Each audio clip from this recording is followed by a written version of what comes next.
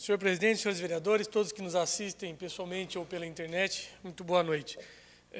Esse assunto até já está um pouco frio, mas como nós tivemos uma sessão longa na segunda-feira e não foi possível usar a tribuna, eu trago hoje com bastante tranquilidade. Nós sabemos aí de uma longa e cansativa batalha que se tem pela oncologia.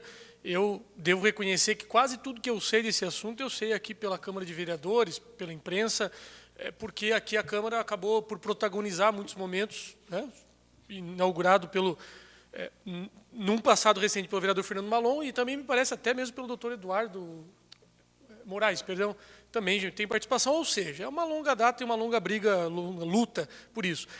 E aí eu sei que foram para Brasília assinar aquela coisa toda, que nem prefeito nem secretário queriam, mas o ministro queria aparecer na foto. E esse foi a abordagem principal, o ministro quer aparecer na foto, né? Acho que ficou um pouco unânime que ele queria isso. Mas o que me chamou a atenção, e eu falei com o vereador Fernando Malon, falei com os outros vereadores, foi a capa desse jornal, do Jornal Liberdade. Eu não sei se dá para mostrar, mas honestamente, assim, ó, eu poucas vezes vi uma coisa tão pedante como essa. A Aguiar participa da assinatura. E tem 11 pessoas na foto, prefeito, secretário, ministro, só tem um olhando para a câmera, que é o deputado Aguiar. Não tem nada contra o deputado Aguiar, de forma alguma. Poucas vezes falei com ele, não tem absolutamente nada contra. Mas é que, eu não vou dizer, é que dá a impressão que a matéria é tendenciosa, né? Você olhando assim, bem de longe, dá a impressão que a matéria é tendenciosa. Tem 11 pessoas na foto e a manchete é Aguiar participa da assinatura. Me dá uma parte, e vereador. Daí? Só para enriquecer, me dá uma parte. Eu acho que o vereador Fernando Malon ele deve ter alguma coisa de pré-munição, né, e ele já antecipadamente dizia dessa foto aí. Sim, isso com respeito ao vereador Fernando Malon, mas não era necessário muita evidência, era fácil de prever. Mas é que assim, vamos lá, nós sabíamos que isso ia acontecer. Mas é que a coisa ficou tão escancarada que assim, podia olhar para o lado, fingir que não estava olhando, mas quem quiser ver aqui, ultrapassa o ridículo. Vereador Ede, quando o ex-governador Raimundo Colombo veio para cá assinar a ordem de serviço da Rodovia dos Móveis, eu presidi a Câmara e não foi porque eu quis. Me convidaram e eu me sentei ao lado direito do governador, que é uma posição de destaque. E fiquei lá sentado o tempo todo. Tinham autoridades muito mais importantes que eu, mas fiquei ali. No momento da foto, eu cheguei a ficar com hematoma. Porque o deputado veio com cotovelo, com chute, com tudo, para me tirar de perto. Quem tem foto vê isso aí. Eu ainda brinquei. O homem gosta de uma foto, né? Mas faz parte da política. E eu só chamei porque essa aqui é demais. Falei mais do que deveria desse tempo. O senhor vai me permitir desde já me exceder um pouquinho no tempo, senhor presidente? O estacionamento rotativo, a previsão é de volta no dia 2 de julho, se tudo caminhar como deve caminhar dia 2 de julho, os equipamentos serão apresentados à comunidade, ao público e às autoridades dentro de breve, me parece que são equipamentos bastante modernos e tudo mais. Então, é uma necessidade, o povo clama por isso.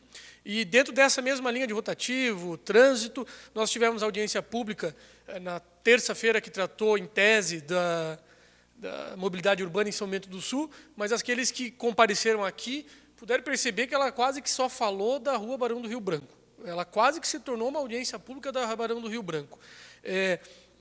E muitos pontos, quem sou eu para dizer quem está certo ou errado, mas eu posso concordar ou discordar, mas não sei quem está certo ou errado. O que as pessoas, de fato, reclamam é o seguinte, que a cidade, o arquiteto que aqui estava, disse, ele tem mais propriedade nisso, a cidade tem que ser feita para os pedestres, ciclistas, e não tanto para carros, veículos. Só que, na contramão disso, eu fiz o levantamento aqui mesmo na Câmara, São Bento do Sul tem 82.842 habitantes, pelo último censo do IBGE. E temos 57.663 veículos, agora sim a maior frota per capita do Estado. Dá um carro para cada 1,4 habitantes. Em tese, meus filhos têm um carro, né? Se for olhar por isso, um de 2 anos, um de 8. É impossível que a população...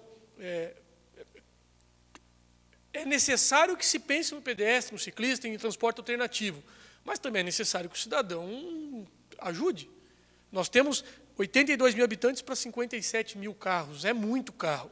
Então, é necessário desafogar Barão do Rio Branco do jeito que foi desafogado. Claro, existem danos colaterais, que é, por exemplo, quando chove, boca de lobo entupida, isso tem que ser resolvido o quanto antes. mas é muito carro para pouca via.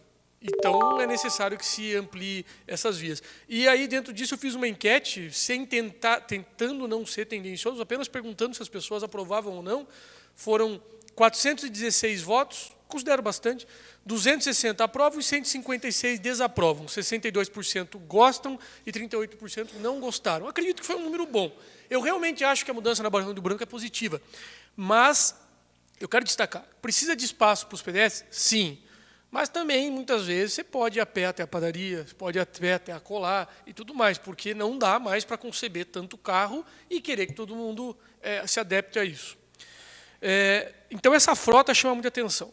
Dentro disso, e já encaminhando, senhor presidente, para o final, São Bento do Sul, o Executivo precisa tomar medidas urgentes quanto às calçadas da cidade.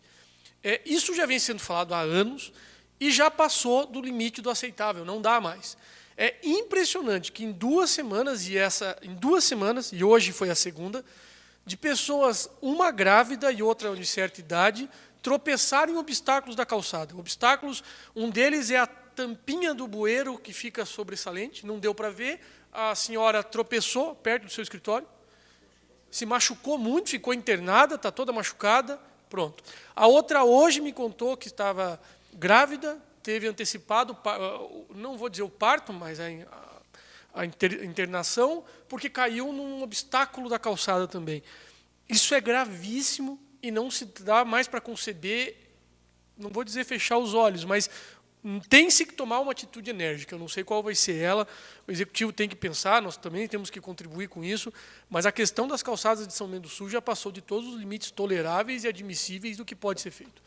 Ela, em 2 semanas, 2 pessoas se ferirem gravemente, é sinal de que tem uma coisa muito errada. A partir, e começando, repito, pelo próprio cidadão que tem que dar o exemplo, o Executivo da mesma forma. Por fim, mas não menos importante, nós tivemos a audiência pública da unidade penitenciária. Eu concordo com o vereador Dagmar, o secretário é uma pessoa bastante esclarecida sobre ele, conhece tudo de segurança pública. E, da mesma forma, me empolguei com as tais enquetes e fiz uma que, no meio-dia, ainda está em curso, ela sai amanhã do ar. Até eu sair daqui da minha mesa, tinham 370 votos. 245 a favor da unidade penitenciária e 125 contra a unidade penitenciária. Quase que o dobro, não chega o dobro, perdão. Ou seja, as pessoas, a partir de todos esses esclarecimentos, começam a se sensibilizar e compreender que, duro ou não, é necessário uma unidade penitenciária em São Bento do Sul. Tanto que já as pessoas votam nesse sentido, dizendo que precisam. O que ficou muito claro ontem na audiência pública é que aqueles que se utilizam ou conhecem o Poder Judiciário, como juiz, promotor, advogado, Polícia Civil, Polícia Militar e outros mais, eles compreendem e justificaram a necessidade da unidade penitenciária. Por outro lado, aqueles que são contra, não de forma geral, não estou generalizando, mas via de regra, os que são contra ou são moradores da localidade ou não conseguem compreender e, naturalmente, sem qualquer juízo de valor, têm um preconceito baseado em mito, em contos da televisão e que a gente naturalmente está acostumado a ver. O secretário deixou muito claro que o Santa Catarina tem o melhor sistema prisional de todo o Brasil. Nós temos modelos que foi destaque no Fantástico de Jaraguá do Sul, a pouquíssimos quilômetros daqui, que mostram que dá certo. Então, acredito que tenha sido boa a audiência pública de ontem e esses movimentos, tanto a oncologia, vereador Fernando Malon, quanto a unidade penitenciária, os dois foram inaugurados, vamos dizer assim, no mesmo momento, se o senhor se lembrar. A minha audiência foi na terça e a tua foi na quinta, na mesma semana. E foram, talvez, que eu me lembre, promovidas pela Câmara, as 2 últimas mais significativas. E só agora, 5 anos depois, a gente começa a querer colher o fruto. Por mais que a tua já fosse realidade quando da ocorrência. Segundo o vereador Guiar, já era realidade naquela época. Senhor presidente, excedi em muito meu tempo, mas agradeço pela paciência dos senhores. Obrigado. Obrigado, vereador. Eu achava que só tinha 2 advogados inscritos, mas tem mais um aí que é o vice-presidente também está inscrito. Eu disse no sorteio.